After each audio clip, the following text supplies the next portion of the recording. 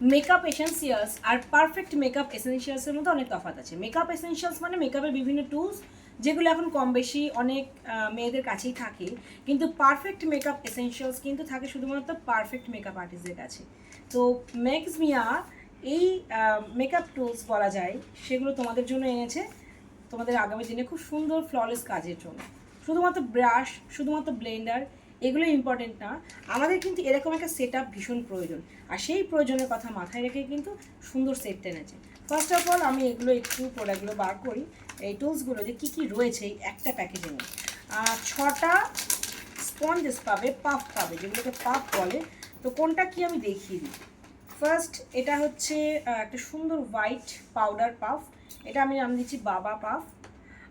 এটা হচ্ছে মা, এই দেখো তার থেকে একটু ছোটো, সবই পাউডার প্রেসিংয়ের জন্য। আমাদের ব্রড পোর্শনে পাউডার সেটিংয়ের জন্য দরকার হয় বড় সাইজটা। আর তারপরে এটা হচ্ছে তার এল্ডার চিলড্রেন, এইটা হচ্ছে বড় বাচ্চা। আর তারপরে আছে একটা ছোট্ট একটুখানি। এই দুটো না ওই ফিঙ্গার পাফের ক্ষেত্রে তোমরা ব্যবহার করতে পারবে। লাইক কলকা যখন প্র্যাকটিস করছো বা মুখে কোনো কিছু টিপ টিপ পরাচ্ছ, সিঁদুর পরাচ্ছ, তখন তোমরা এটা ব্যবহার করতে পারবে। আর এই তো 4জন হলো, এই হচ্ছে দাদু ঠাকমা। এটা হচ্ছে এই দেখো খুব শার্প, এটা তোমরা যেটা করতে পারবে বেকিংয়ের জন্য পারফেক্ট, একদম ইনার কর্নার। অনেক সময় তোমরা কি করো, এই গোল গোল পাপ দিয়ে চোখের তলায় সেট করতে চাও, হয় না, ভালো করে পাউডার যায় না।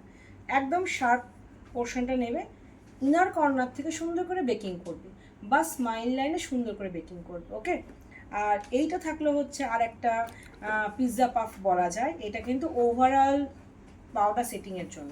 সো পুরো মেকআপ প্রসেস কমপ্লিট করতে গেলে এই টুলসটা তোমাদের কাছে অবশ্যই রাখতে হবে। যারা মনে করছো নতুন টুলস নেবে, ম্যাক্স মিয়ার এই টোটাল সেট আপটা নিয়ে নিও আমাদের অ্যাপস থেকে, অ্যাপসে আপলোড হয়ে গেছে। সো কেমন লাগলো একটু মজা করেই বললাম, দেখে আমার সেরকমই মনে হয়েছিল। তা তোমাদের প্রয়োজন হলে আমাদের অ্যাপস থেকে পারচেস করে নিও।